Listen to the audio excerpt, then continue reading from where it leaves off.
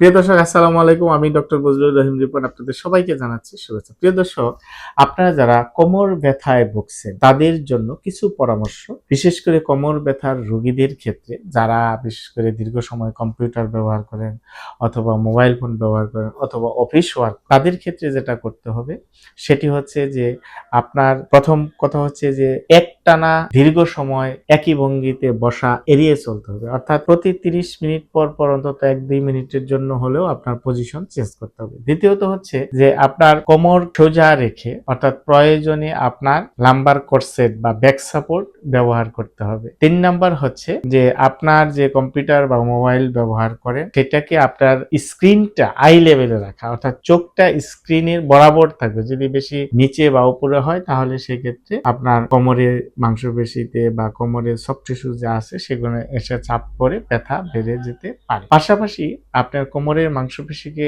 শক্তিশালী করার জন্য নিয়মিত স্ট্রেংথেনিং এক্সারসাইজ করলে আপনার কোমর ব্যথা হওয়ার সম্ভাবনা অনেকাংশে কম থাকবে। তো ভালো থাকবেন। ধন্যবাদ। আসসালামু আলাইকুম।